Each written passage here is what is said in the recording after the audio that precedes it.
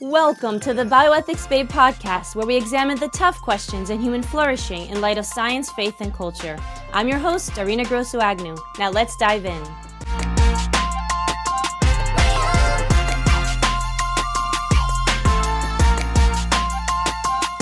In this deeply moving episode, Bishop James Conley of the Diocese of Lincoln shares his remarkable journey of faith, conversion, and healing.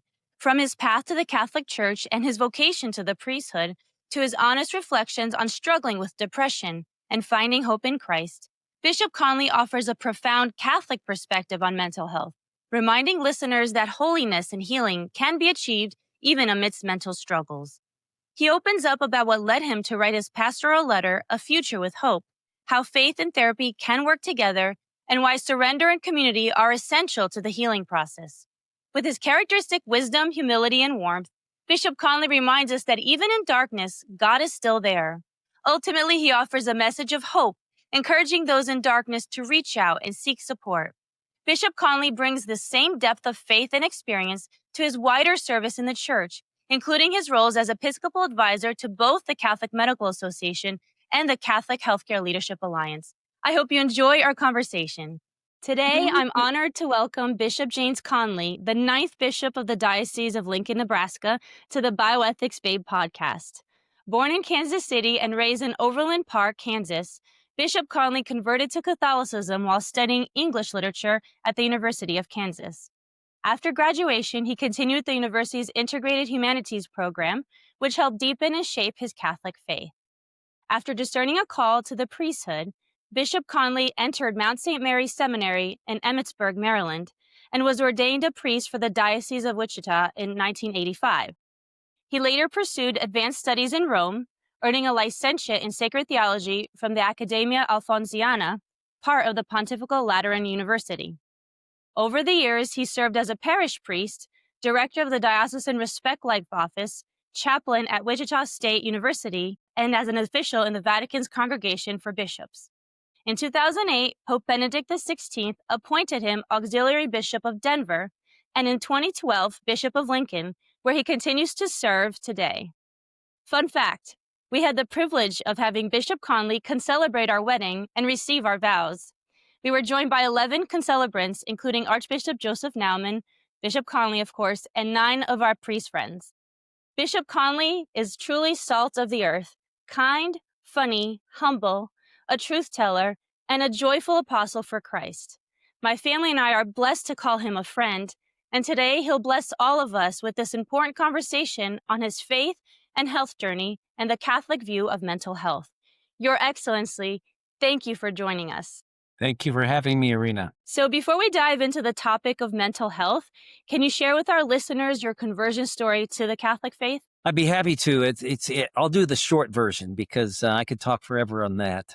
But as you said in the bio, it was really during my university years that I discovered the Catholic Church, primarily through literature and music and poetry and all part of this integrated humanities program, through a series of a lot of reading and a lot of study. It was before they had the OCIA programs in the parishes, so I go way back. And it was just a matter of kind of reading my way into the Catholic Church, like so many that I was with at the university. But then again, as I look back on it, it was the friendships that were made during those college years and seeing the example of faith lived out in other Catholics that led me to the Catholic Church. And then finally, I knew that I had to make a decision about where I wanted to be as a Christian, because I think I always was a Christian. I might have been an agnostic for a number of years, but I never denied God. I don't think I was ever an atheist. Time to really say, okay, what do I really believe in? It was the Catholic Church that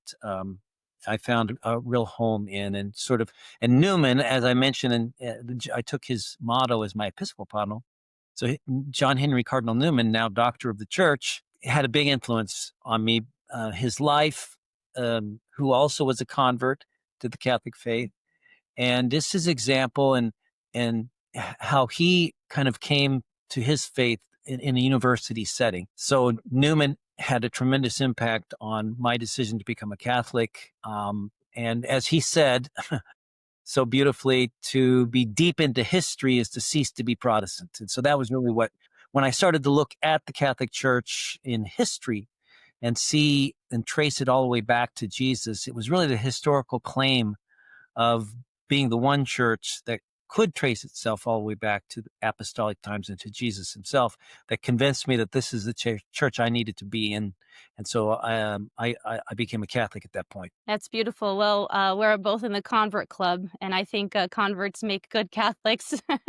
They say, I think maybe it's because there's a certain excitement about the faith because it came new to us, not being born into a Catholic family. Cradle Catholics, I think, do have an advantage over us in that they've had all those years of grace when we were out in the wilderness, sort of trying to find our way. And so sometimes I see Catholics that have the faith so much a part of them where I feel like I'll always be a convert. I'll always be sort of new to this. I don't know about you. Absolutely, and there's always more to learn about the faith, and of course, the treasure of the church fathers and the whole history of the church. So it's a blessing to be part of the Catholic faith. I'm right there with you. Yes, right.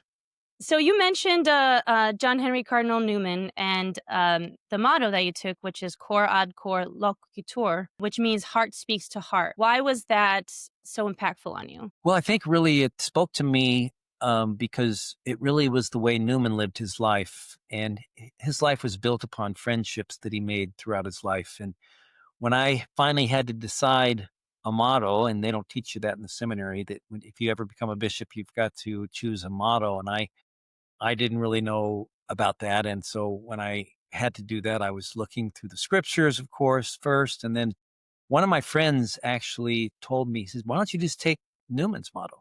He had such an impact on your life. I said, yeah, that makes sense. And so I did. But then I got a little bit, I was concerned because I was wondering if you could steal somebody else's motto, once they have a motto, it's sort of now nobody else can use it. And then I called my good friend, Father Ian Carr, God rest his soul. He died a few years ago, but he was a biographer of Newman, probably wrote the definitive biography of Newman. And I knew he would know the answer to this question. So I called him and asked him if, is it possible, to take Newman's motto, can you do that? And he said, well, actually, yes, you can, because Newman stole it himself. It was from St. Francis de Sales, in a letter that St. Francis de Sales wrote to one of his spiritual directees. And she said, okay, you can go ahead and use it. It's free. It's free game. So go ahead. So that's how I ended up choosing Newman's motto, heart speaks to heart. And it's, it's one of those beautiful sayings that you can take two ways. It's the heart of Jesus speaking to our hearts, but then it's also our human hearts speaking to, like, your human heart or whoever we meet. So there's the friendship, sort of the horizontal understanding of it. Then also there's the vertical, that Jesus' sacred heart speaks to our heart. I think that's beautiful, and it's very apt because you obviously have a very close relationship with Jesus, and also you speak with the laity and others around you from the heart, and people can tell that the warmth and the fact that you can really communicate to them in a way that they can receive it. I think it's perfect for you. Thank you. I hope so. Can you please tell us a little bit about what led you to become a priest? That's kind of easy because when I graduated from university and I was a new Catholic and I wasn't sure what God was calling me to. And I had this degree in English literature. I wasn't so keen on teaching, maybe go to graduate school, but that never really crossed my mind. And then I did a lot of traveling at that time after college and ended up at a French Benedictine monastery called Fontainebleau in France, where a lot of my friends had ended up going because we heard about this place in France that still preserved the Gregorian chant in its fullness and beauty. It had a traditional Latin liturgy, and it was like stepping back into the Middle Ages because they had restored an 11th century monastery, part of the Congregation of Salem, which was the Benedictine Abbey in the 19th century that really restored Gregorian chant under Abbot Dom Guéranger. And so I ended up spending like 8 months there.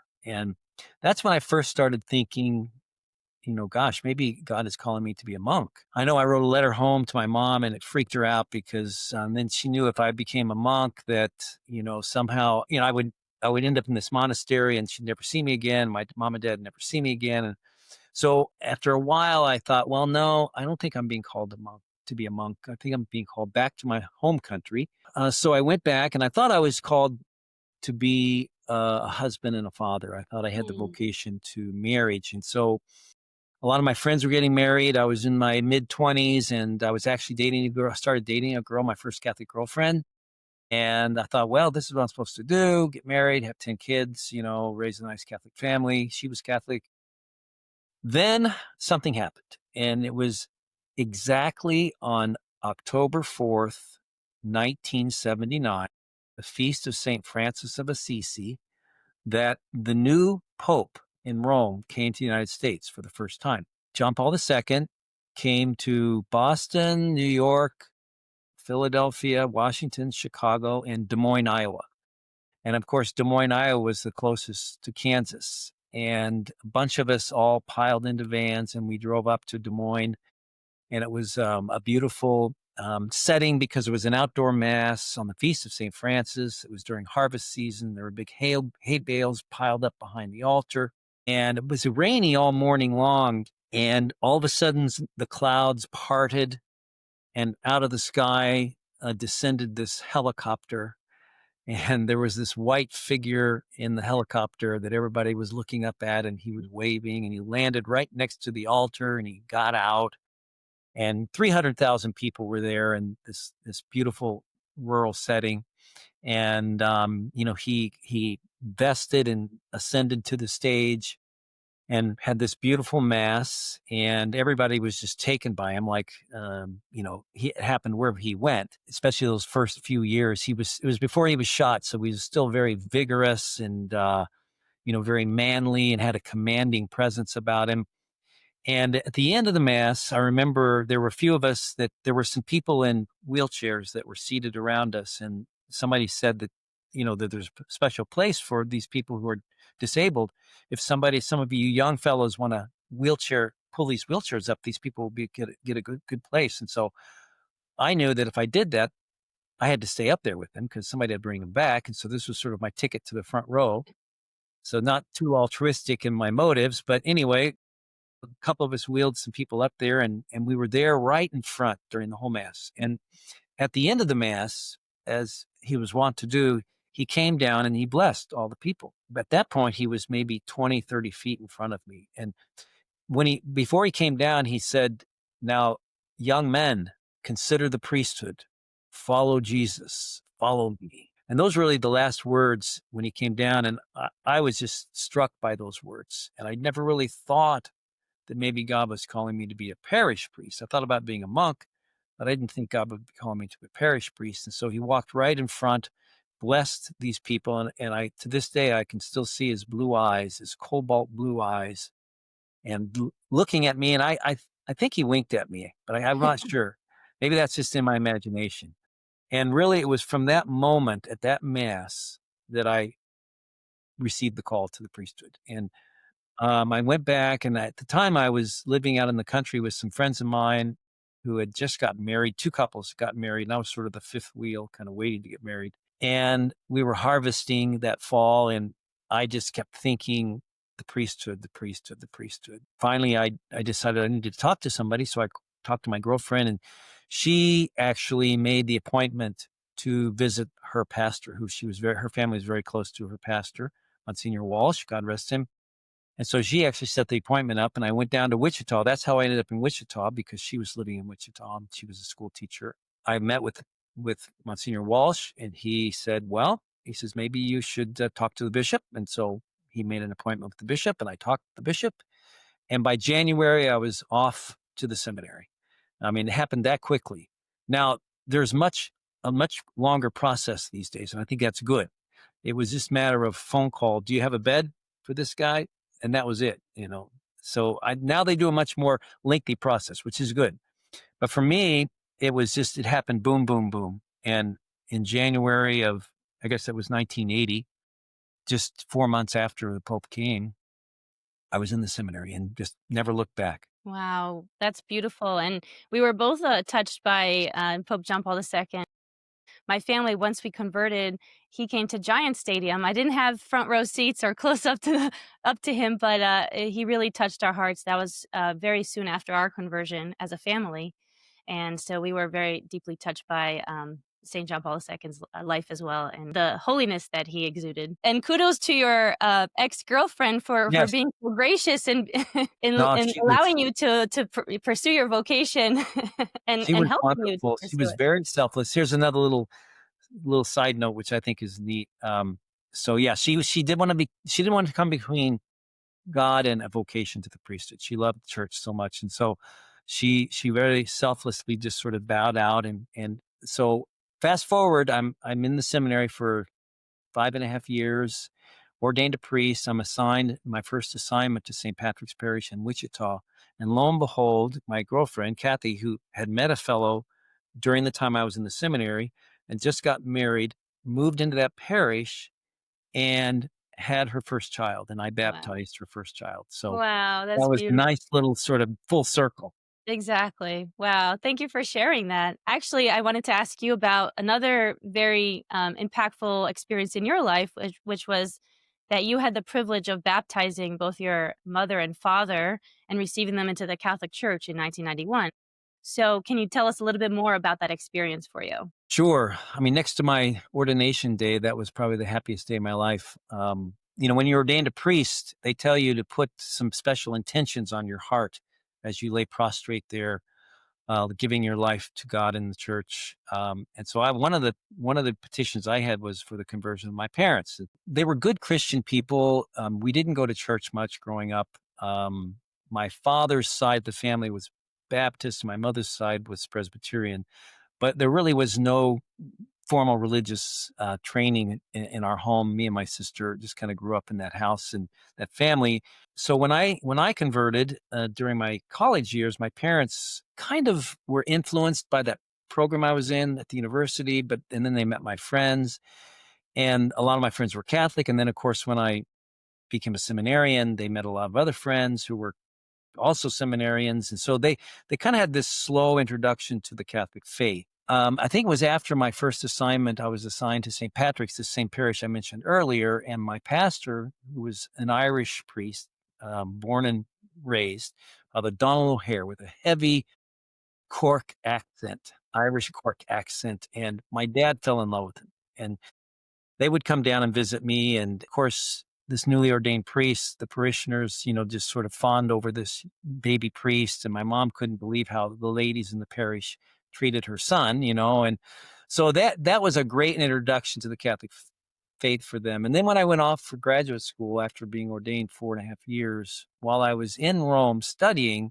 unbeknownst to me, my parents started looking into the Catholic Church. And I kind of got a hint of that because I remember when I was in France and I wrote her that letter about becoming a monk, and she thought I'd lost my mind, but I knew that she was thinking about it. So there was a priest in Overland Park where my parents lived who was a good friend of mine, Father Don Cullen, and this was before the OCIA and kind of the longer process. And I knew my parents were thinking about the Catholic Church, and so I when I was back for vacation, I asked him. I said, "Why don't you give my parents a call sometime and just invite them over, introduce yourself, and I think they would like to come over because I think they're kind of interested in the Catholic Church."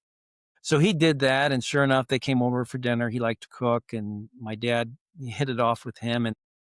And then I got this letter right before I came home from Rome that my mom and dad, my mother wrote the letter, and she said, "Your father and I have decided we want to become Catholic, and we'd like for you to receive us into the Catholic Church." Well, they found out too that they'd never been baptized. And Wow. so when I came home, that would have been August 2nd of 1991. In my former parish where Father O'Hare was the pastor and the bishop came and a lot of my priest friends came. And so I baptized, confirmed, and gave them their first Holy Communion all in one day. Like I said, The that was great. that was a very happy day. Yeah, a real grace and an answer to prayers. Yes, yes. If anyone wonders if answers to prayers are real, they are, right? Yes, God hears our prayers, especially the ones to grow in that's right. holiness, right? That's right. That's right. When you least expect it. Now I think we should just dive into the mental health topic, which is the bulk of what this episode is about. And it just so happens to be that on October 10th is World Mental Health Day. So this topic is very apropos. And I pulled up some stats on mental health. So, the World Health Organization, according to them, more than 1 billion people are living with mental health conditions globally. That's 1 in every 8 people are living with a mental health disorder.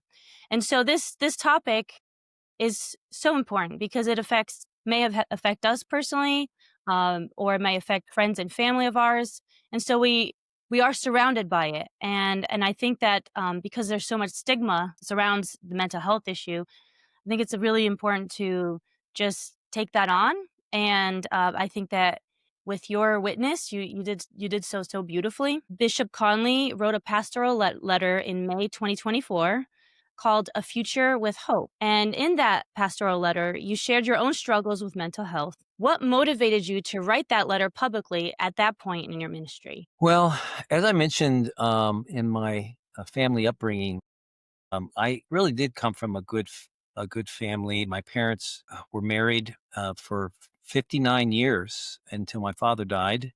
It was a very good marriage, and they loved us as children, my sister and I. So I didn't have any history of mental illness or any kind of trauma, childhood trauma. So oftentimes I think as I have become more aware of mental health struggles and various kind of situations, that a lot of mental health struggle is a result of some sort of childhood trauma or some sort of childhood event, or a dysfunctional family. Let's say there's divorce. So I didn't have any of that, so I wasn't very likely to suffer from mental health struggles. So kind of as a sort of as a preface to my comments, I just wanted to say that because I think it's important, because it doesn't have to be a result of any kind of trauma in your childhood.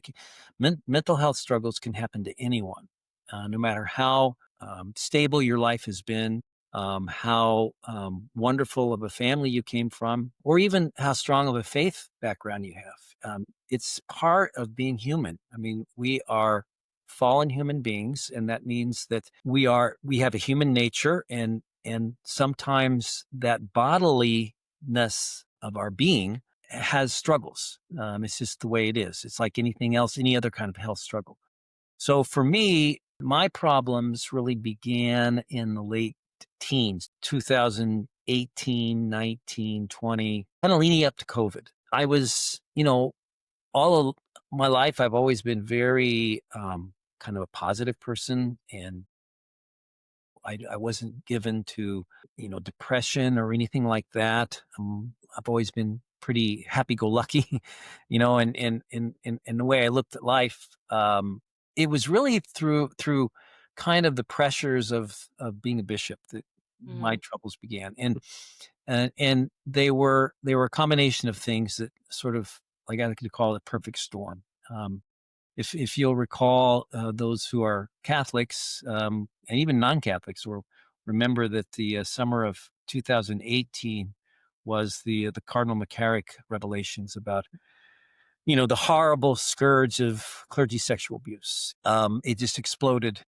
There was the first sort of wave in 2002, and then there was a second wave in 2018. And so, as a bishop, this terrible evil really goes to the heart of our faith, and bishops especially, because that second wave in 2018, there was a lot that was revealed about the negligence of bishops, to really who mishandled allegations of clergy sexual abuse, and that implicates all bishops, even though, let's say, you didn't have any direct part to play in a particular story.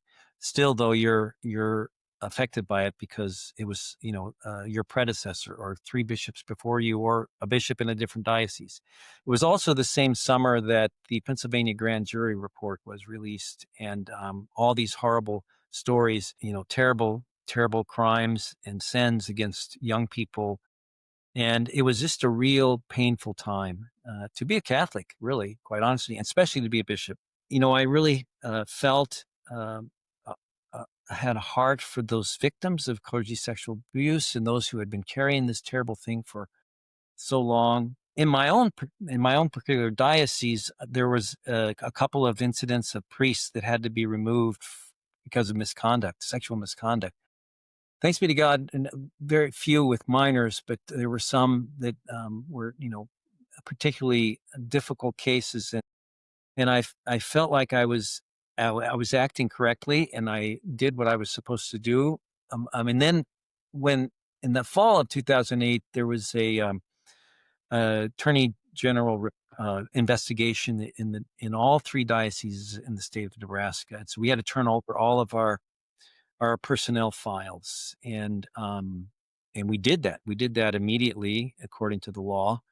And we have nothing to hide. If there's something in our past personnel files that need to be looked at, well, let's in the spirit of transparency, let's let it all open up the wound, so to speak. And so we did that. And that like a lot of investigations, they take a long time. And I think that started to worry me. Like, what if there is something there? And what if I made a decision that was not the best decision? And all of these concerns began to kind of mount up in my life.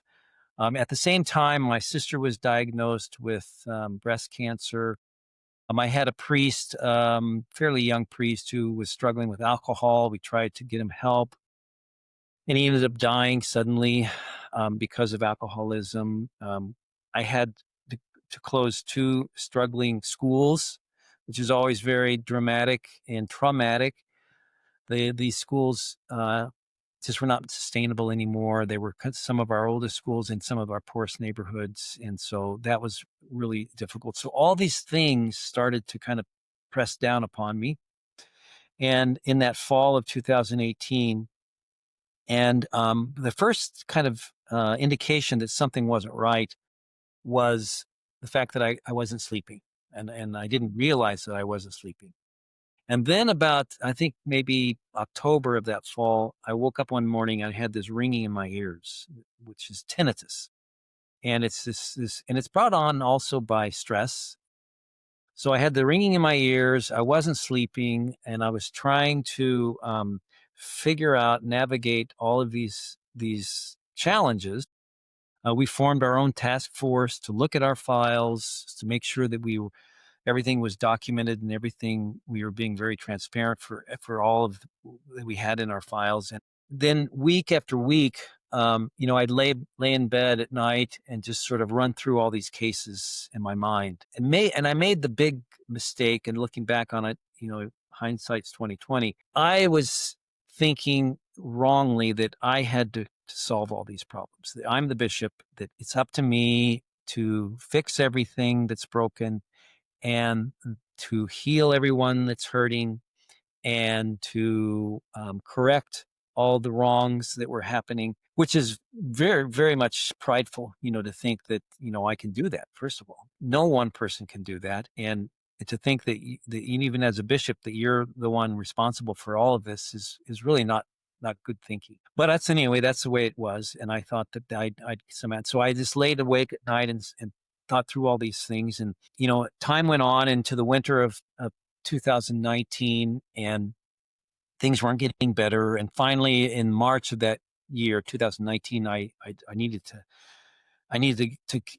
get some help. And that's when I decided that I should go to the Mayo Clinic. I have a couple of friends that are physicians at the Mayo Clinic, and I'm the Catholic Episcopal Advisor to the Catholic Medical Association. So I had met a lot of physicians. And so I went up to Mayo and had a full physical just to see, why am I not sleeping, and how can I was losing weight, and everything was just sort of spiraling out of control. And so I went up there in March of 2019, and that's where I was diagnosed, because I went through a whole battery of tests top to bottom. And I was diagnosed with anxiety and major depressive disorder. So I said, okay. And the tinnitus, they were trying to see what caused the tinnitus. And so at least I know something's wrong. And so I began counseling and I went on medication. And things got better for a while.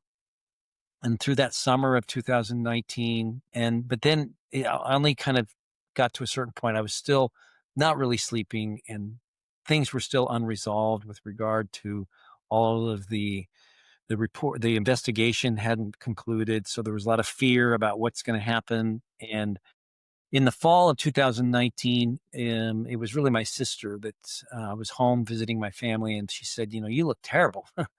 So you need to take some time off. And I said, well, I don't think I can take time off. I mean, bishops can't, they can't, they have to stay on the job. And she goes, but yeah, but this is, you're not doing well. And if you just keep doing this, something's going to happen. You're going to have a breakdown. And so I thought about that because she knows me very well. And then a couple of my friends, close friends, also indicated to me that I was not doing well and I needed to step down and do something, or else things were really going to, you know, I was really going to crash.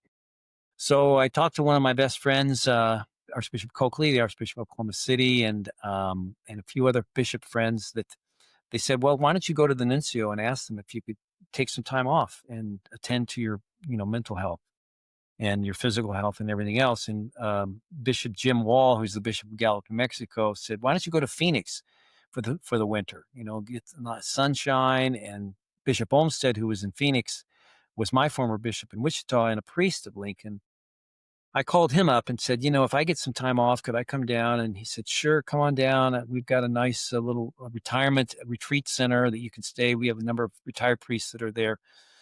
You can spend the winter down or however long you need to take. So that's where I kind of decided I needed to do that. So then I went to the Apostolic Nuncio at our meeting in Baltimore in November of 2019. And Cardinal Pierre, who still is our nuncio, I asked him, I approached him with Archbishop Coakley and Bishop Wall and Archbishop Lucas, who was my metropolitan, and Bishop Olmsted, and just presented this, can I take some time off? And immediately he said, of course. He said, yeah, you do look awful. You need to take some time off. You need to get some rest, and you need to get healthy. And so that was a relief. And when I asked him, I said, well, what should I tell the people? What should I say? And this was a stroke of grace on his part. He said, well, just tell them the truth. Just be honest. Say that you've been diagnosed with anxiety and depression. You're not sleeping. You've got this ringing in your ears, and you just really have to step aside and take care of your health and well-being. And so I did that, and I thought, that, and I couldn't say that. I had to say he's taking a leave for personal reasons or whatever, and which that would have been terrible, because then people would think all kinds of things. So the easiest thing, and a lot of people say that was very courageous, but the easiest thing for me was just to be honest and to tell my story. And I did that, and people understood, and I got so many prayers, and I left the diocese in December of 2019, December 13th, the Feast of St. Lucy, and went down to Phoenix. And I thought I'd only be down there for a couple of months, but I ended up being away for 11 months before I came back. And like I like to say, in December of 2019, I took a leave of absence from my diocese for health reasons. And then in March of 2020, the whole world took a leave of absence. Right. When COVID hit. And so then when the pandemic hit, and I was doing pretty well up to that point, but that added another layer of isolation and loneliness. Here I was in a foreign city, and the whole world now was being quarantined and isolated, and you couldn't talk to people. You had to wear masks. And that didn't help my situation. But I did have a good spiritual director that I could go see on a regular basis, a good psychotherapist who was Catholic and who was recommended by Bishop Olmsted, and a good doctor who I could see. And then probably the thing that was most important, that there was a family that I had as students when I was chaplain, when I lived in Rome, working for the Vatican at the University of Dallas. I was chaplain for the University of Dallas, and it was a young couple. And there were several other young couples who I had as students and now married and having their children. Since we were all isolated, I I get to spend a lot of time at their home, and they were missing having mass, so I asked permission to say mass in their homes. It was a win-win. They got mass when their churches were shut down, and I was able to say mass for a flock, even though it was a little one family flock. It was good just to be around a family and normal people, and they just welcomed me with open arms. And we became so close. We were already close, but we became so close during those months. And I think probably more than anything, that was so therapeutic, just to be not alone, but with a family. And so a combination of all those things helped me to gain my mental health again. And then in the fall of 2020, the second wave of the pandemic hit again, but I was ready to go back. My psychotherapist suggested that I would shadow a bishop for a couple of months before I go back, and so I did. I went to Oklahoma City with Archbishop Coakley and stayed with him for about 5 weeks, and then I was with Archbishop Naumann, our mutual friend, for about 6 weeks in Kansas City, and confirmations were starting back up again, so I helped him with confirmations. And then in November 13th, exactly 11 months later of 2020, I received permission from Pope Francis to come back to my diocese. And so that was my, time away. And coming back, those first years were rough. I think 2021 was rough. My mother died suddenly of COVID a month after I came back, and that was another blow. And but I was able to be with her, so that was a grace. I went through 2021 and then 2022, and then slowly but surely I regained my health. And then to kind of complete this segment, in 2024, I was talking to a good friend of mine, and he suggested that maybe I should write up my story, and maybe others could be helped by it. And it was really because of my work on a U.S. bishops committee, the Committee for Laity, Marriage, Family Life, and Youth that Bishop Barron chairs. I'm still on that committee with him. We were placing a particular emphasis on mental health. So Mental Health Awareness Month is in May. And so I thought, well, maybe I'll try to tell my story and publish it in May of 2024. And so I did. I got it done and published it. And then that was also a great kind of therapeutic moment of being able to tell my story to a larger audience. And I've been asked to speak at different places, give talks in different settings about mental health and how can we deal with it, which seems to be an epidemic, everywhere. Families, in the priesthood, and in religious life.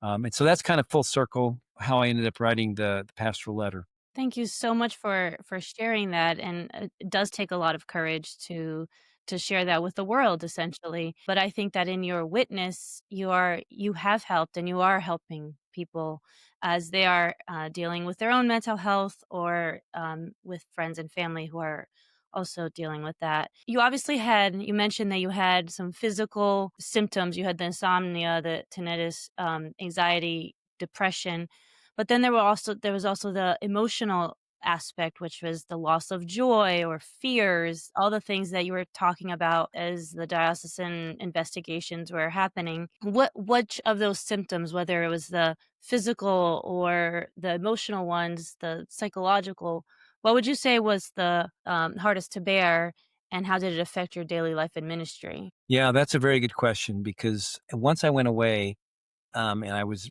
able to sort of step back and think about my life and where I was at that moment in my life, I realized that the anxiety, and this happens a lot in when people suffer from anxiety, is that the anxious feelings very quickly go to fear. Like, what are people going to think of me? How am I going to continue on in this state of mind? That, for me at least, from those fears and kind of intrepidation, you hit this kind of wall where you just say, I can't do this anymore, and that's where the joy disappears. It's just like my whole life is basically over. Everything I've done up to now, I'm not ever going to get any better.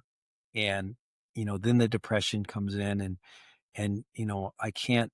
You don't see you have a future, and then the worst thing, Arena, is this loss of joy. It's like I don't care anymore.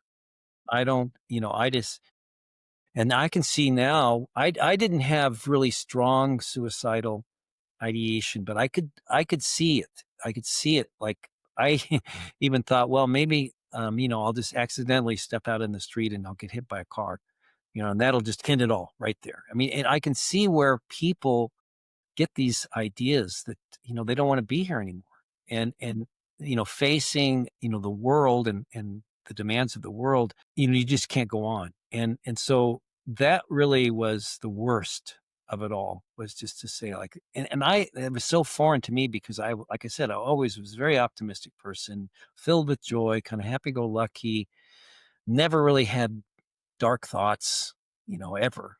And now I was starting to have dark thoughts and starting to think, gosh, maybe this is it. And then, and this probably begs the question, but then what about your spiritual life? You can't pray yourself out of a situation like this as much as you would like to, or think that you could, because as St. Thomas Aquinas tells us, that grace builds on nature. But if your nature, if health, your physiology is suffering, then grace can only do so much. Now, I believe in the power of miracles and healing. There is this thin partition between your psychological health and your spiritual health, and they do kind of cross over. And it's very mysterious how they sort of go back and forth. I didn't stop praying because I knew I couldn't. I knew if I gave up praying, then I was really lost, because that was like the only thread that I was holding on to. And so, as I talk about in my pastoral letter, there were the three anchors for me. There was the liturgy of the hours, the breviary, which are filled with the Psalms. And the Psalms were really a great consolation to me, because in the Psalms, there's every kind of human emotion and every kind of human feeling, highs and lows, the depths to the heights. And so going through those Psalms every day, and kind of relating to the psalmist, David, who's expressing his heart. And then there was the Mass, and I sometimes, I remember sometimes just sort of dragging myself to the altar to be able just to celebrate Mass, to get through it. And I was saying Mass privately, which is kind of listening to yourself say the words, and there's no congregation. That's why saying Mass for that family was so important. And then also I started saying Mass for a group of sisters, all my Mercy sisters. And then the Rosary. And I knew that the Rosary is beautiful in so many ways, because you don't really have to think, really. I mean, you can just hold on to those beads and you go through those beads, and it keeps you moving forward, one bead after another, after another, after another. And then, yeah, you're trying to meditate on those mysteries, but it was like a chain that I was holding on to, keeping me connected. And I guess the other thing too was Saint Joseph. Saint Joseph there was a statue of Saint Joseph right outside this little casita where I was staying at the base of Camelback Mountain in Phoenix. And I would just see St. Joseph every day. And that was a time when that book by Father Calloway came out, and St. Joseph was all the rage. Everybody was consecrating themselves to St. Joseph. And so I did. And being born on March 19th, I should be Joseph. I should be my hero. And he was, but I never really had that much of a devotion to him. So I went through that whole consecration to St. Joseph. And so those spiritual things were keeping me connected, but they weren't offering much consolation at all. And the joy, there would be glimpses of joy, but then back to desolation. Glimpses of joy, then back to desolation. But I knew I couldn't give up on these things, and I kept holding on to them. And then as time went on, the moments of desolation became shorter, and then the joy slowly but surely came back. But it was this struggle between prayer and desolation that I was in for a very long time. There are a lot of questions that I want to ask you. One of them, so you're talking about desolation, and it sounds like you experienced a dark night of the soul. In your letter, you said that it reminds you of the moon in the desert sky. You said, because the moon waxes and wanes, there are a few days in the lunar cycle where it disappears from view. It is still there, of course, but the naked eye can't see it. It's the same with God. Even when I can't see, hear, or feel him, he is still there. And then you said that recovery did not happen overnight, but gradual coming out of the darkness. What do you say to someone who may not have the faith, either the Christian faith or any faith at all, and you clung to the Rosary, the Mass, the Psalms?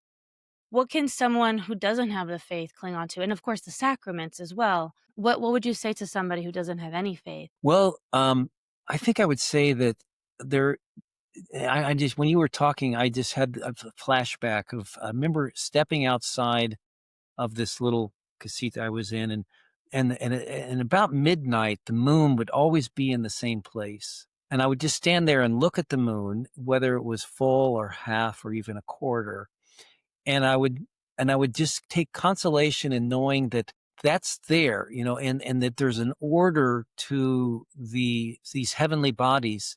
Because then there were other times during the lunar month where it was gone, and yet I knew exactly where it was. If I had a powerful or telescope, I could probably see it, but I couldn't see it because the Earth was blocking the sun. But I knew it was there, and I knew that it would come back, and the sun would come up in the morning, and that the world would continue on. It almost sounds pagan, but I took a consolation in the order of the cycles of the moon and the stars that were always familiar every night in the clear desert sky, that there was order to the universe and that there was purpose. This wasn't just this random world, that there's no rhyme or reason to it, and we're all just sort of a speck of dust that doesn't have any direction. Purely from a non-spiritual faith dimension, I took consolation in that order, that symmetry of the world. And I suppose for somebody who doesn't have any faith, but yet can recognize these physical touch points, like the moon or the stars, it's something that they could look to as something stable that doesn't change. And maybe that would help someone who doesn't have any faith at all. But then I think if you look at it hard enough, then you ask your question like, well, how does all this stuff stay together? How does all this stuff work? Then you say, well, something must be even more powerful Hmm. than the orbit of the moon, or more powerful than the stars that are hurling through the universe.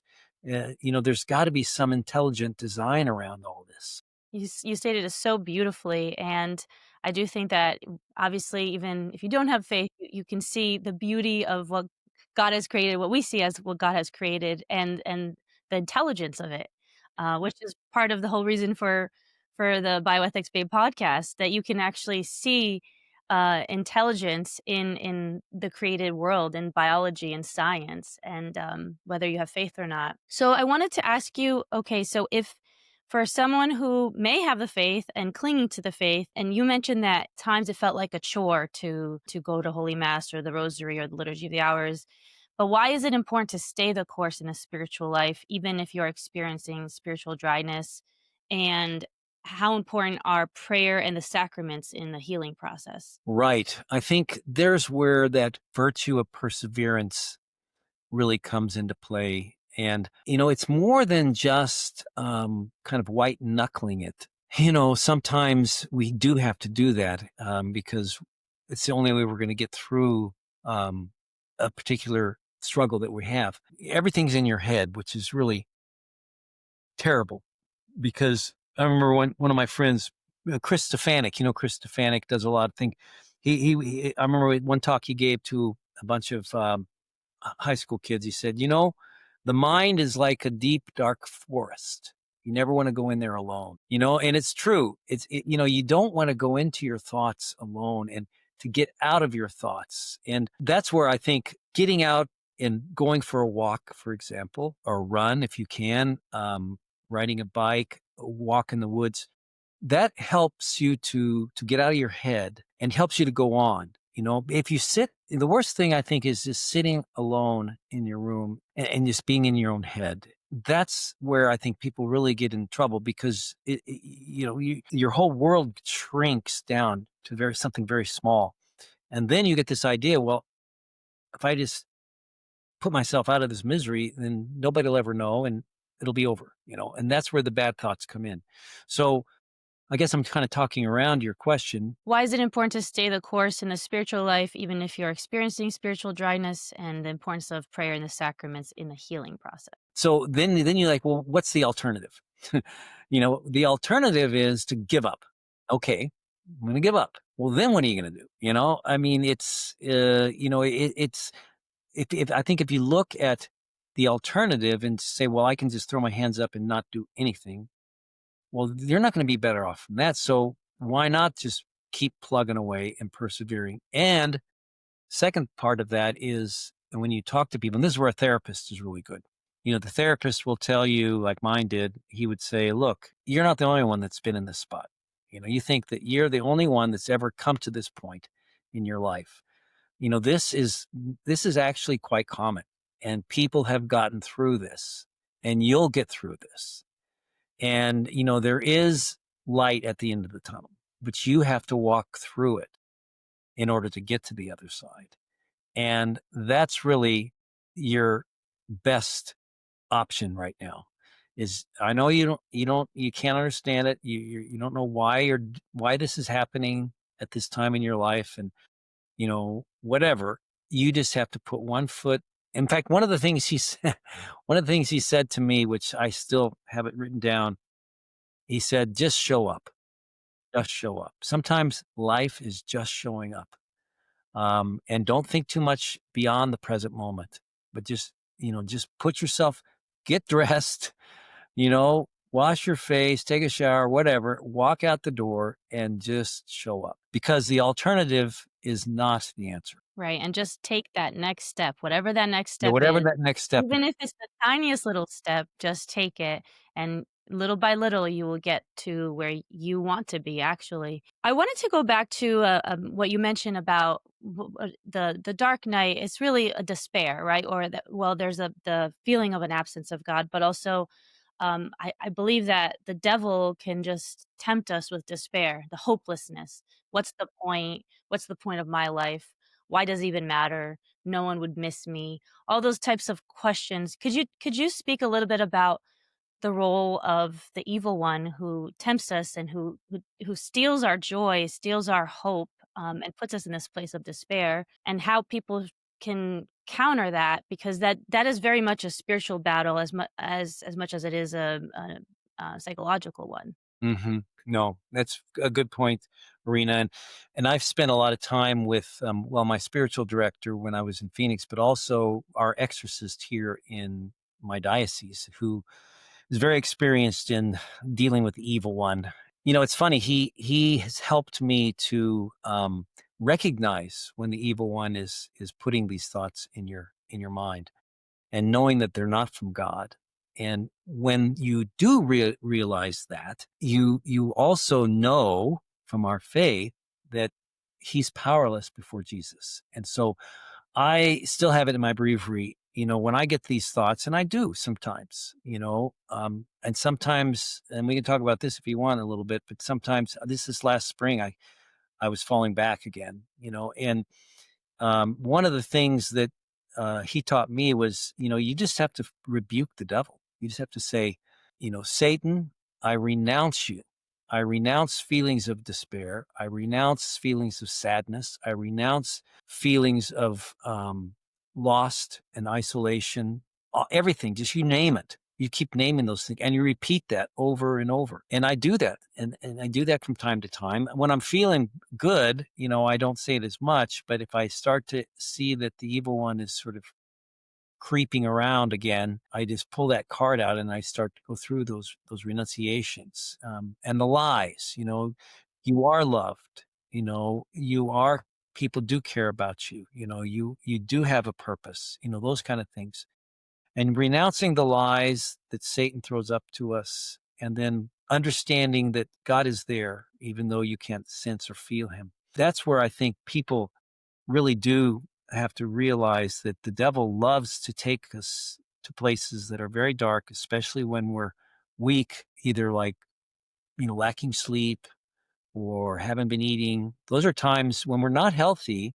The Satan rushes in and takes advantage of our weakness, and sows seeds of doubt and all kinds of things.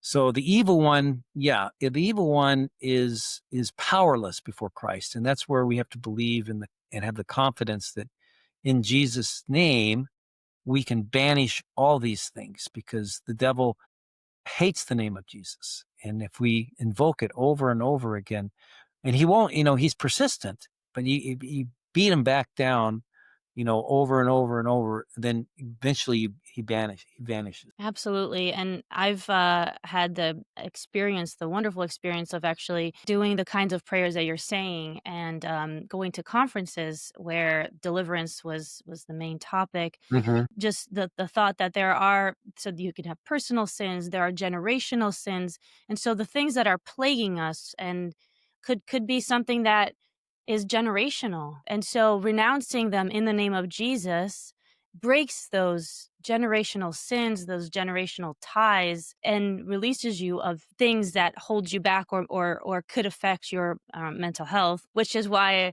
I love that you had mentioned that penance, and of course the Eucharist are so helpful. But penance is where you are forgiven for personal sins, etcetera, so that, those things can't plague you, in the same way that they do, if that is part of the reason why there's, mental health, condition. And so, obviously, the sacraments are there for us, and, the rosary, the liturgy of the hours, the psalms to help. I wanted to go back to a different point, which you were talking about all the different, experts that were part of your healing journey. You had the psychotherapist, you had the doctor, you had your spiritual director, of course, you had the community of the family you were with, which all points to the fact that we are embodied human beings. And so tackling something like mental health is multifaceted, because you're dealing with the physical body. There might be physical signs, as you had the symptoms, but there are the psychological, the spiritual. Could you talk a little bit more about the importance of addressing all those things? So, from a physical perspective, the sleep, the healthy eating, the exercise, recreation, and then from the spiritual perspective, we talked about that, and then from relational component, which actually community helps us to. We're no man is an island, so community helps us to get back to being whole. Right. Yeah. We're not alone. That's one of the things you hear a lot of that, kind of, and it's interesting because mental health is such a big epidemic now. And as you mentioned, those statistics, I believe those statistics are true that you, at the beginning of the podcast, the worst thing we can do is to isolate ourselves. So, and to keep it all to ourselves. So reaching out, telling someone or asking someone or seeking help is so important, to know that there are people available and that it's not shameful, that it's just like somebody that, let's say they're suffering from diabetes.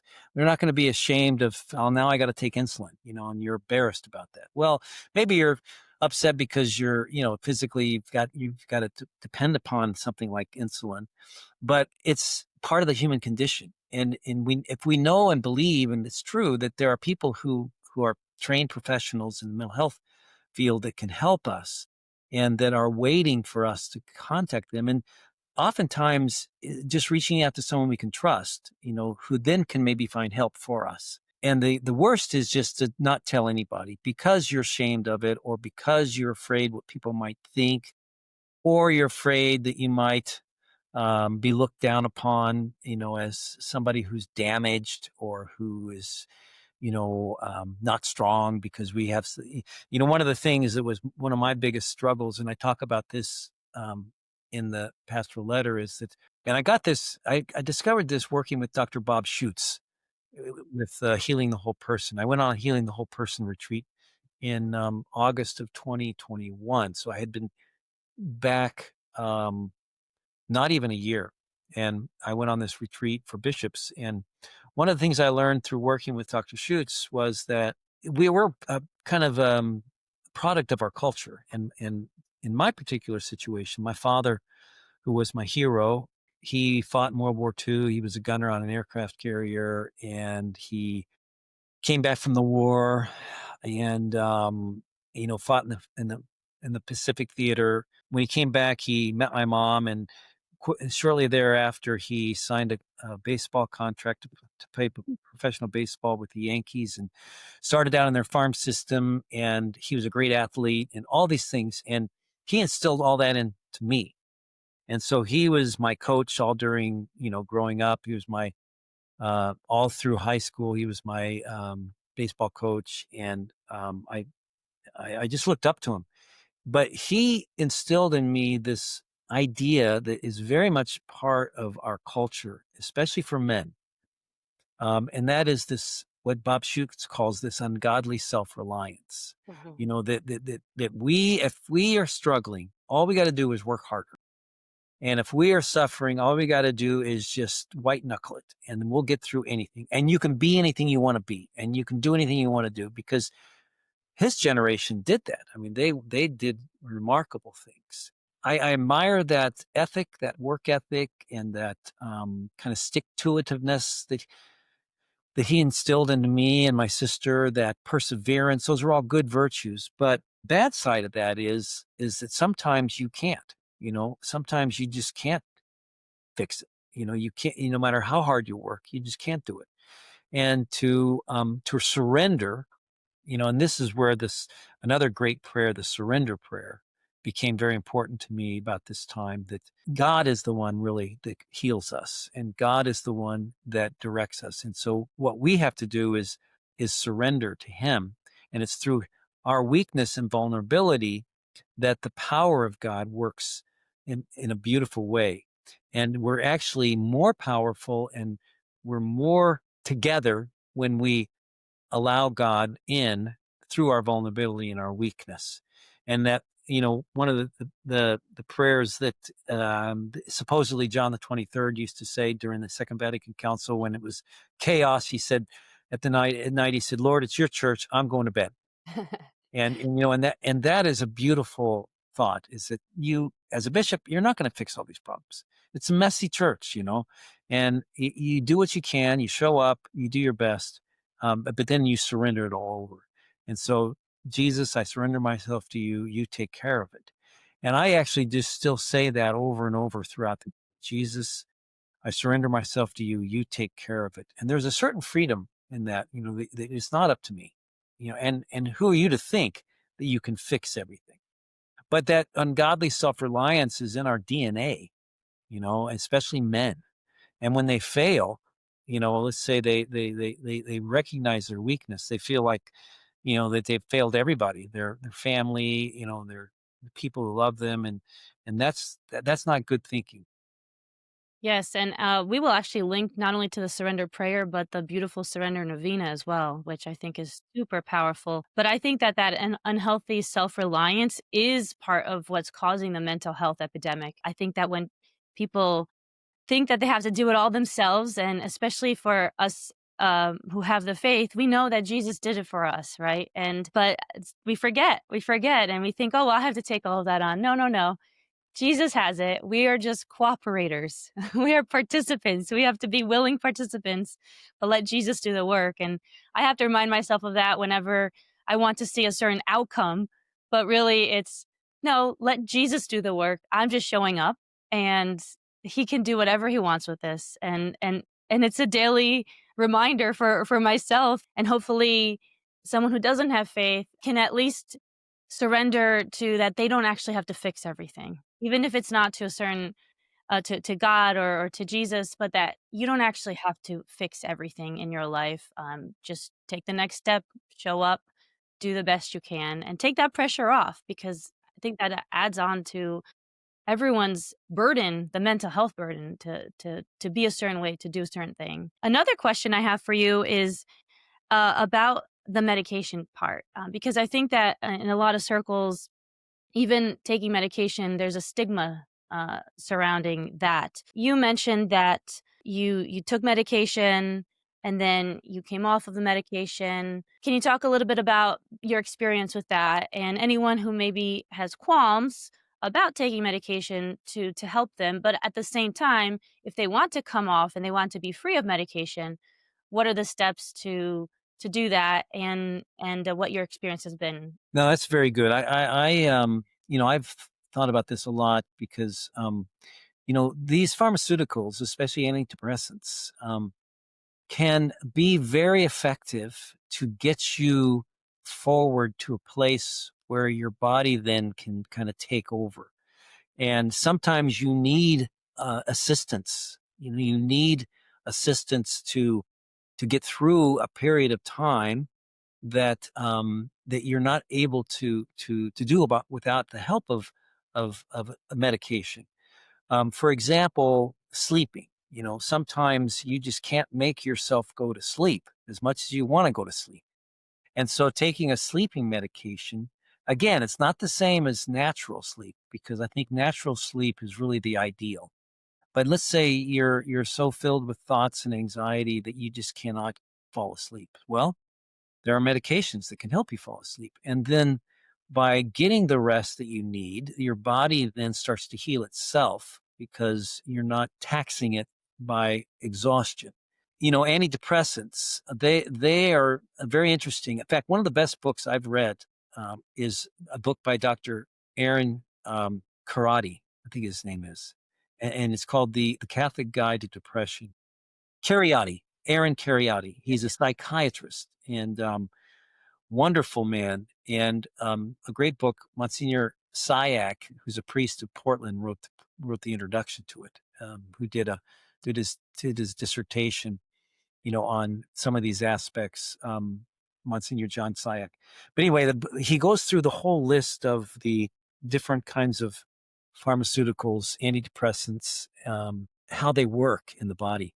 SSRIs and in these kinds of medications. And the bad thing about medications are, and this is the frustrating thing, is that, they take so long to take effect. So you've got to wait. Let's say you try a particular medication and it takes 4 to 6 weeks. And then, let's say at the 4 or 5 week point, nothing's happening.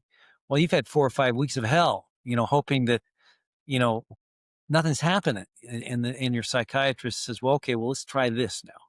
And it's a trial and error. And so that happened to me, and I just, I kind of was just giving up on these medications aren't helping at all. But finally, there was a combination, sort of a cocktail that my psychiatrist, in working with another psychiatrist, found that just helped me, and it got me to a point that sort of did two things. It stabilized my moods, so that I wasn't just up one day and down the next, sort of a manic thing, but it was level, and it gave me some intellectual energy and emotional energy.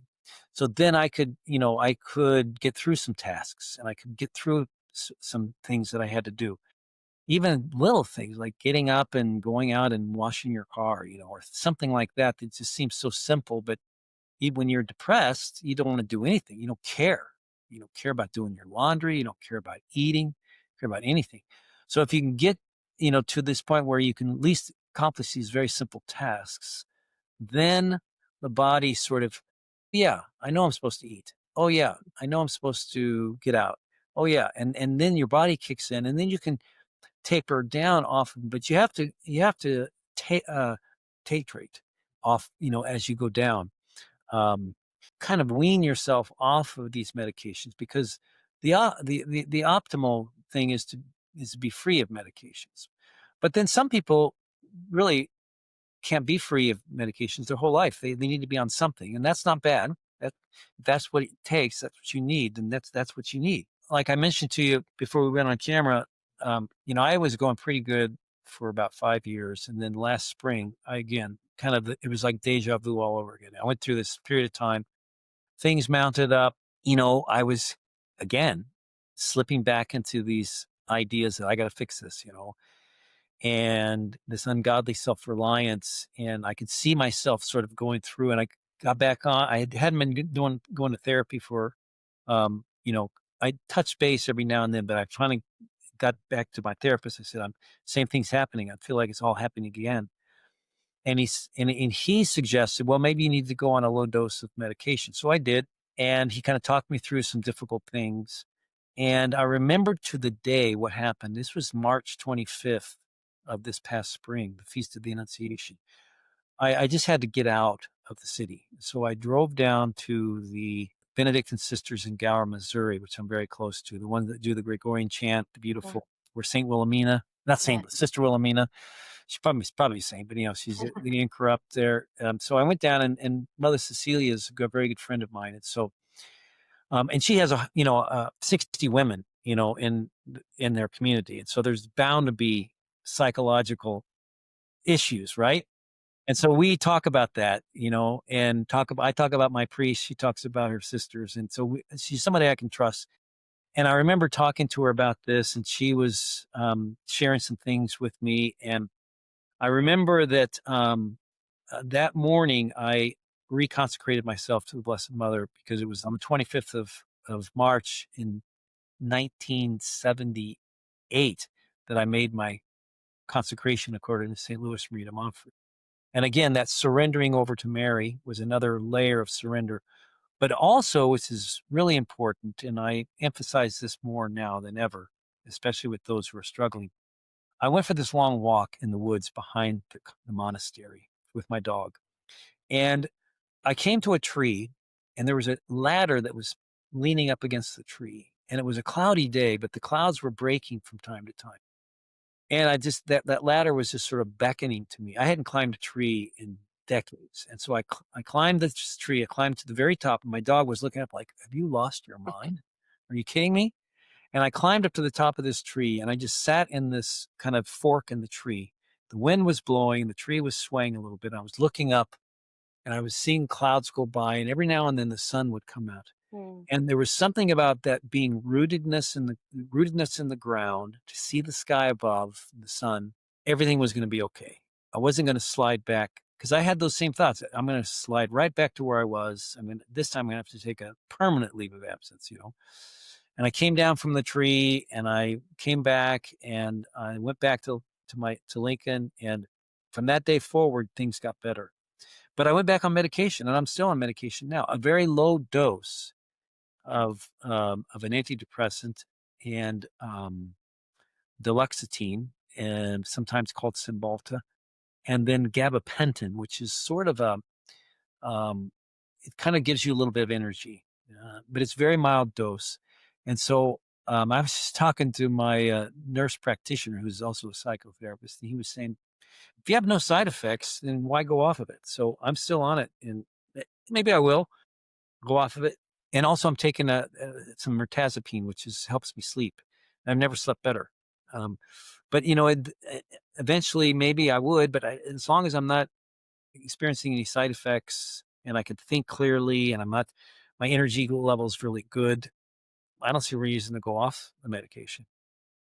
And I think that's helpful for people to hear, that it's not just it might be that you don't need medication, or it might be that you need to stay, as you mentioned. And so people shouldn't have shame about what their needs are, and if they need it, they need it. And if they feel like it's superfluous to their own health at that point, they come off of it. And I think there's a freedom there, again, because there's so much stigma surrounding that. Regarding the stigma, have you encountered, because of your openness about this issue, what kind of reactions have you encountered? Both positive, you mentioned the positive ones about your diocesan lay people, just really understanding where you're coming from. But have you had any negative feedback about your openness? I've had some, I think,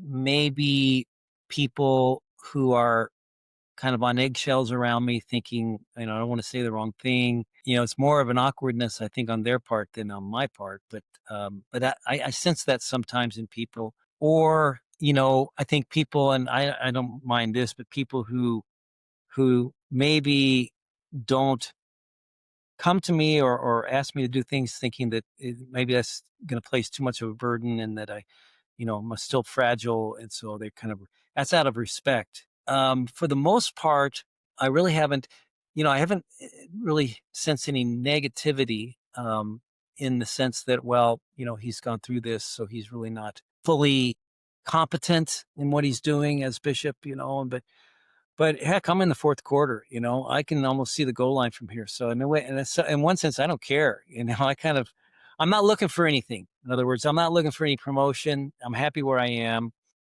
I don't want more responsibility. I don't want to be, I don't want to move from my diocese. I wouldn't want to go to a larger, more, you know, difficult situation. I'm happy where I am. So that, in that sense, doesn't bother me that maybe, my career, so to speak, is sort of reached its plateau. Fine. Thank you for sharing that. I have a few questions left. I know that we're really deep into it, and it's gold. It's pure gold. You also spoke about Saint Francis de Sales' simple practicing of acknowledging, offering, and accepting that has helped you. Can you walk us through how you to apply that in the typical day when you have a mental health struggle? I think it's the reminding that's, like I say, I keep that surrender prayer sort of under my breath throughout the day, and just kind of say it to myself, Jesus, I surrender myself to you. You take care of it. Kind of just really living that, and not. I can feel myself sometimes when, let's say, we're going through a a big strategic plan in the diocese, a 5-year plan, and we had these listening sessions, throughout the diocese, and we now at the point where we had a 2-day session where with about 16 people to look and see what our overall objectives are, our priorities, and then SMART goals and everything that falls under that. They had to resist, trying to imposing my will on the whole process, and like, this is what I'd like to see done. This is what I want to, instead of just doing what I should do, and that is surrender to what the Holy Spirit wants and let the Holy Spirit. So I suppose I remember one time Archbishop Chaput, who was my archbishop when I was first named a bishop in Denver, and he used to say, my job as a bishop is to get out of the way of the Holy Spirit. And that's the hardest thing to do, is to get out of the way, to let the Holy Spirit, and to allow the Holy Spirit to act in the group too. One of the things I tell my own closest collaborators, the worst thing you can say is whatever you want, Bishop, and that's not helpful.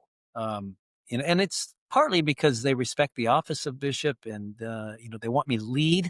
I get that. It's not about what I want, it's what God wants. And we need to discern together what's best for the diocese, what's best for the church, and to surrender that and to try to help discern, it's a discernment of spirits, what is best for the church in this situation, or the diocese in this situation. So that's kind of an area that I still kind of struggle in. But I'm learning. I'm still learning. Thank you for sharing that. Again, it's a daily task, even moment by moment, to say, "I'll surrender this moment," because certain things are always out of your control, and it's just really just handing it over and being okay with letting God take over, and trusting that doing that means it's in the best place possible, because he will do with it much greater things than we can do on our own, right? Right. His solutions and his what he has in mind for us is much better than we can possibly come up with. I want to switch over to a topic near and dear to my heart, which are pets, and the impact that your Stella had on your journey to healing, and what the gift of pets means for emotional and mental health, and what it means for you. Well, I think that my thinking has kind of evolved, over the years. I had pets when I was growing up, and then when I got to be an adult, I couldn't have any pets because I was always either in the seminary or, in Rome, etc. But I always wanted to have a dog again when I could, you know, have the place where I could take care of a dog. So it was actually during COVID that Bishop Wall, my good friend in Gallup, he heard about, through his housekeeper daughter, had golden retriever that had 12 puppies. And he's a big dog guy. He loves golden retrievers, and he's got two right now, and he's always had a couple dogs. He said, maybe you ought to get a dog. He says, it's great. And he'd been talking to me about that. I said, okay, maybe I was desperate, anything that might help. And so, and I knew that, for example, service dogs are real. People, especially young children, it does a world of good. And my sister raises horses, and I know that she has a great love for horses, and just being around an animal like a horse is just something soothing about it, something that's very comforting. And so we went to El Paso, Texas, back in April of 2020, right in the midst of COVID, and picked up 4 puppy golden retrievers. One for me, one for him, one for the retreat director where I was staying, and one for his housekeeper. And that's where Stella came. And she's been with me ever since. She's right here. And there's just something about, especially for a celibate who lives by himself, a priest or a bishop, to know, there's somebody at home when you come home who's happy to see you, always happy to see you. And some other creature that you can interact with, that's a sentient creature that, will respond to you, that also will respond to emotionally to you and your needs. It's just been a great consolation. It's again, like you were saying, it's a combination of things. Having this dog, Stella, has been one of the things that has really helped me, I think, in my own mental health. Yeah, I've become a big dog guy. Yeah, so we are been dog people for a while, and I'm not sure we can say the same thing about cats. They're not always happy to see you, but dogs always are. But I don't want to start a whole debate about Yeah, dogs and cats. we get in We serious trouble. Yes, our dog passed away a few months ago, and we actually just adopted a new dog because we think it's good for the family. It's good for our son to be around pets, and so we're in the same boat. We think that animals are a good addition, and actually, we went because it is the feast of Saint Francis. We went for a pet blessing and so it was just beautiful to see. This is another expression, God's expression of love towards us by giving us creatures that are so lovable. Right, I think it's all part of this sacramental imagination because, I'm gonna be there's a few dogs that are coming over to my house, later on this afternoon to have a blessing on St. Francis feast day. But, to see that God has given us these creatures as part of, his sign of love for us. If we believe that a sacrament is an outward sign instituted by Christ to give grace, which with a big S, the 7 sacraments do that in a very efficacious way. But also there are many sacraments with a small s, God's creation, like animals, trees, grass, and all of these, because God created them in goodness, that they are also, and you got to be careful about this, but little sacraments because they point to his goodness. And God gave us these things to help us get through this veil of tears, and I think pets are one of these things. And I think that children that grow up with pets like Kieran, will have also a contact with real things are so important for children. I mean, children have been kind of removed from reality and live in this sort of virtual world. And the book I've been really promoting is the Anxious Generation by Jonathan Haidt, who talks about the impact of technology on mental health and the rise of the epidemic of mental health issues with young people because they're in front of screens all the time. And the best way to the antidote to that is to get away from the screen, get outside with an animal, climb a tree, go for a walk. Those are all kind of antidotes to this highly technologized world in which we live. Amen to that. And taking a walk, getting some fresh air, getting vitamin D, sunlight, climbing trees. We're teaching our son to climb trees. All help in grounding us, as you said. And so thank you for saying that. We're coming up on the last 2 or 3 questions here. I want to ask you about you speak of the Catholic view of mental health, which is grounded in reason and revelation. Could you elaborate on what makes Catholic vision of mental health distinct? Well, I think the most important thing is a proper anthropology. That we have to have a vision of the human person made in the image and likeness of God, with the inherent dignity and sanctity that is who we are. So a healthcare professional that doesn't share this vision of the human person, maybe they look at the human person more as an organism that needs to be manipulated or treated in such a way for it to live. there is that part of it, but to see beyond that to the person, I think is very important that we choose healthcare professionals who have the same vision of the human person that we do, and that there's a reverence for the body, for example, John Paul II's theology of the body, and that to see that we're created good in God's image, and that our human sexuality, there's a sacredness about it. It's to be respected, not to be altered. Like this whole transgender lie that somehow God creates some people in the wrong bodies. Which is not true. God created everyone just the way. Now we're not perfect, but He created us male and female, and that's good. And we should be in touch with our maleness and our femininity, and praise that, and say, this is the way I'm made, and not want to try to surgically manipulate it into something that it's not, because I think that only leads to frustration. So it's really important, I think, that those people we seek don't necessarily have to be Catholic, but they have to have this proper anthropology where they know that what they're looking at, the patient they're looking at in front of them, is someone who's mysterious, who's has a soul, an immortal soul, and that you treat them with this respect is sort of reverential, and putting Christ back in the center of healthcare. Beautiful, and we will definitely be taking on the topic of, hormonal and surgical interventions on people with gender dysphoria, especially children.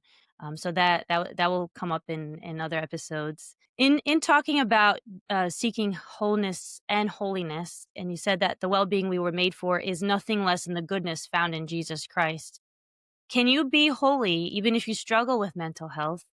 And what saint struggled with mental health? Let's Mm, give some hope to people.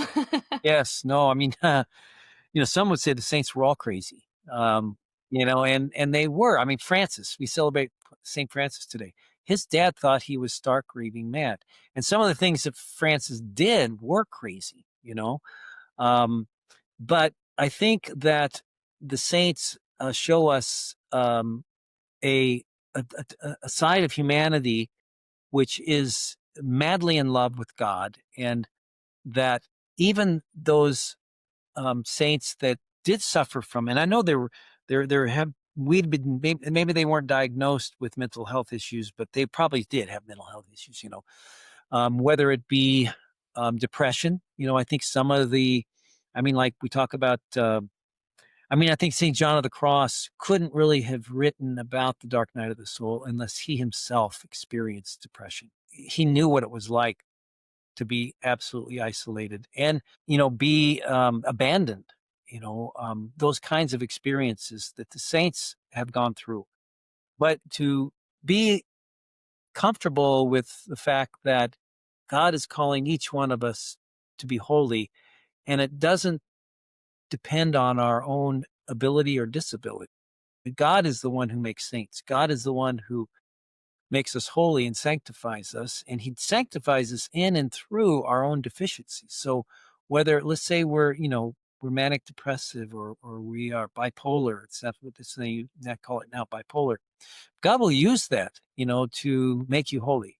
And let's say you suffer from anxiety, you have episodes of anxiety, or you have a paranoia, or you're fearful.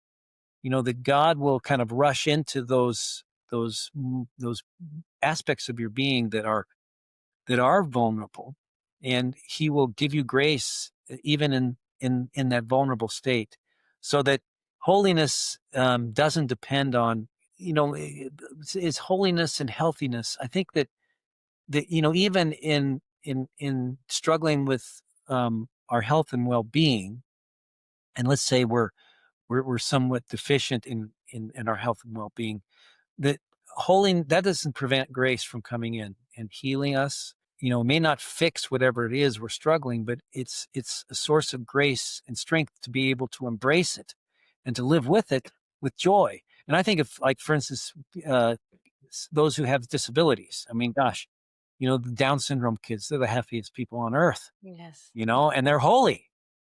And Yes. and some would say, they're not productive, or they're not contributing to the common good because they have these disabilities. But I think we're the ones with the disabilities if we can't see them. Exactly, and we're too fixated on production instead of the dignity of the person, and that's another topic we will cover in a different episode as well. So if you yourself, or if you know of someone, in whether it's a family or friend, struggling with mental health, what's the best way that you can be supportive? Well, I think that to reach out, if you yourself are suffering, to reach out and to find someone trusted, you trust, that you can be open with, and that you can share your struggles with. And that may only be one person that you really do, but don't keep it to yourself. To reach out, and if you know of someone that's struggling, sometimes people are turned off by this, but if you kind of sense someone struggling, to say something in a very kind of loving and non-threatening ways. How are you doing? You seem like you're down a little bit, or seems like you're struggling with something. Is there anything I can do? Without like, and your reaction is gonna be, no, I'm okay, I'm fine, don't worry, I'm good. But then if it persists, just keep asking them, and then finding they'll say something like, you keep asking me about, and honestly, I'm not doing well, and you've been bugging me about this, and I need to talk to somebody. And if you do it in a loving way, I think eventually it'll motivate them to want to get help. Wonderful. And the very last question is, if someone is suffering right now in deep darkness, what is the first message of hope you would offer them? This too shall pass. This too shall pass. That it might seem like you're at the end of the rope and there's no future, but there's always a future with hope. There's always hope. Just stay the course, show up. And that's exactly the message of your pastoral letter, hope. And thank you so much, Bishop Conley, for sharing your story, but also being vulnerable with us, because I think it gives permission for other people to be vulnerable. And I believe that our listeners are really going to take a lot out of our episode, and hopefully it helps them in their journey. So thank you very much. Thank you, Arena.